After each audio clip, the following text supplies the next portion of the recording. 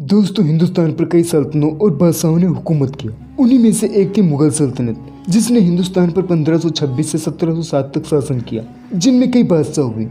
दोस्तों, आज के इस वीडियो में हम मुगल सल्तनत के सभी खानदानों को जानने की कोशिश करेंगे। तो दोस्तों, वीडियो के अंत तक बने रहें और थोड़ा सा भी स्किप मत करना। दोस्तों, जहीरुद्दीन मोहम्मद बाबर अपनी माँ की तरफ से चंगेज खां और पिता की तरफ से तैमूरी वंशज से ताल्लुक रखते थे। ये दोनों ही सल्तनतें ताकतवर थी, इसलिए बाबर के रगों में दो ताकतवर सल्तनतों के खून दौड़ते थे। दोस्तों, जहीरुद्दीन मोहम्मद बाबर का दौर 1443 से 1530 तक रहा। अब बात करते हैं उनकी बेगमों और औलादों के बारे में।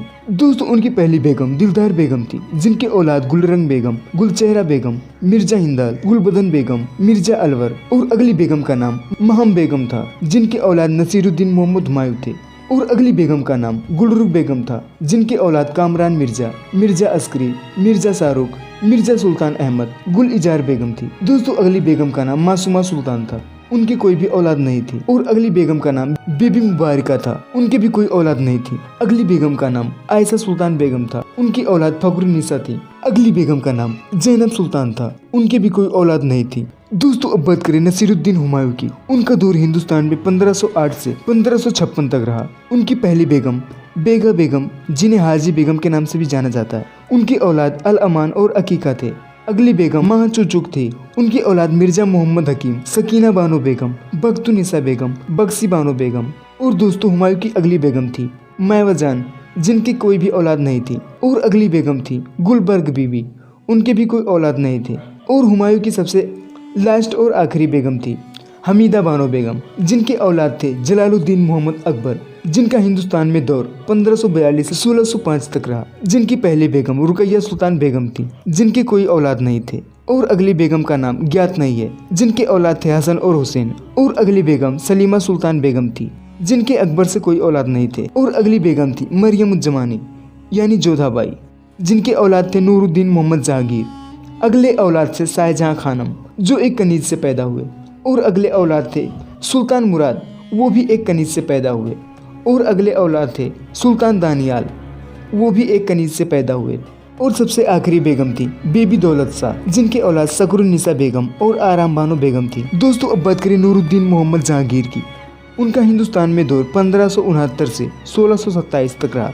उनकी पहली बेगम शाह बेगम थी, औलाद खुसरो। और अगली बेगम नूरजहां थी, उनसे जहांगीर के कोई औलाद नहीं हुए। अगली बेगम थी साहिब जमाल। और अगली बेगम थी ताज बीबी, जिनके औलाद थे खुर्रम यानी शाहजहां। और अगले औलाद थे जहांदार, वो जो एक कनीज से पैदा हुए थे। और अगले औलाद थे शहरयार, वो भी एक कनीज से पैदा हुए थे। दोस्तों, अब बात करें शहाबुद्दीन मोहम्मद शाहजहां की, जिनका दौर हिंदुस्तान में 1592 से 1666 तक रहा।